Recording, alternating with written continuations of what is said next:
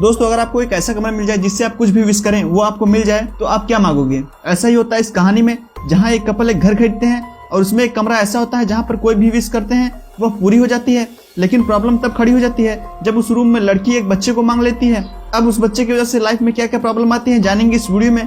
Movie की starting में हमें एक कपल दिखाया जाता है जिसमें लड़के का नाम मेट था और लड़की का नाम केट था, और ये दोनों अपने लिए एक घर खरीदते हैं जो कि काफी ज्यादा पुराना होता है। घर में जाने के बाद पता चलता है कि रूम होता है जो कि काफी समय से बंद था। मेट उसे खोलता है तो घर की पूरी लाइट बंद हो जाती है। मेट फिर इलेक्ट्रीशियन को बुलाता है, फिर इलेक्ट्रीशियन उसी रूम में जाता है और वहाँ पे बहुत ज्यादा वायरिंग होती है और उसे कुछ समझ नहीं आता और वह जाने लगता है। और जाते वक्त मेट से कहता है कि तुम्हें यह घर नहीं खरीदना चाहिए क्योंकि कुछ साल पहले यहाँ पर एक आदमी का मर्डर हुआ था। और यह सुनकर मेट डर जाता है और वह केट को ना बताने का फैसला लेता है और फिर वह घर में जाकर इसी मर्डर के बारे में रिसर्च करता है। तो पता चलता है उस घर में एक आदमी और औरत रहते थे और उनको उन्हीं का बेटा मार डालता है। फिर मेट काफी परेशान रहता है, फिर उसी घर में बैठ कर सोच रहा होता है कि शराब मिल जाए तो मैं पी के सो जाऊं। तभी वहाँ पे लाइट ब्लिंक करने लगती है और उसके सामने शराब की बोतल आ जाती है। यह देखकर वह हैरान हो जाता है और सुबह होती है। जब मेट उसी रूम में जाती है तो वहाँ पर घर की जरूरतों का सारा सामान देखती है। फिर वह मेट से पूछती है तो मेट उस रूम की शक्तियों के बारे में बताता है, लेकिन केट को इस पर विश्वास नहीं होता।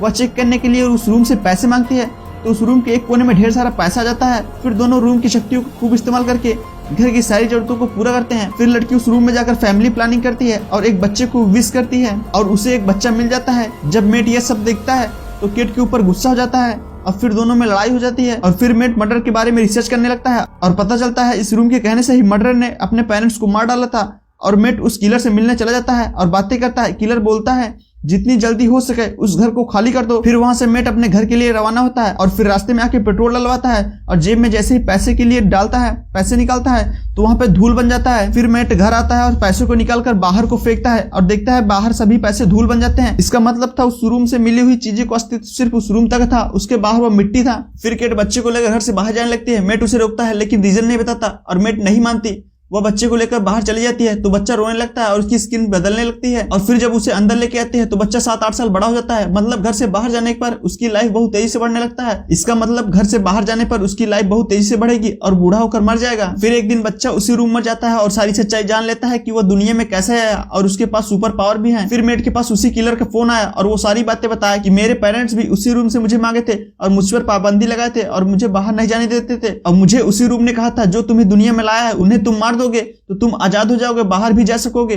और मैंने अपने माता पिता को मार डाला था। फिर एक दिन लड़का खुद से बाहर चला जाता है और वो 17-18 साल का जवान हो जाता है और उसके माँ के प्रति उसका अट्रैक्शन हो जाता है। और फिर वह मेट से जलन करने लगता है और मेट को मारना चाहता है और फिर आपस में झगड़ा हो जाता है। और फिर आपस में झगड़ा होने से केट गिर जाती है और उसके सिर में लग जाता है जिससे केट बेहोश हो जाती है। और जब उसे होश आता है तो उसके सामने मेट होता है और केट बच्चे शेन के बारे में पूछती है तो मेट बोलता है मैंने शेन को मार डाला। यह सुनकर केट दुखी हो जाती है और फिर परेशान रहने लगती है। और फिर एक दिन केट मेट से घर चेंज करने को बोलती है लेकिन मेट उसे मना कर देता है, बोलता है मेरे पास अभी पैसे नहीं है और यहाँ सब कुछ मिल रहा है। यह सुनकर केट को अजीब लगता है। मेट का बिहेवियर भी चेंज हो जाता है और उसके साथ रात में जबरदस्ती भी करने लगता है। केट समझ जाती है कि यह मेट नहीं है।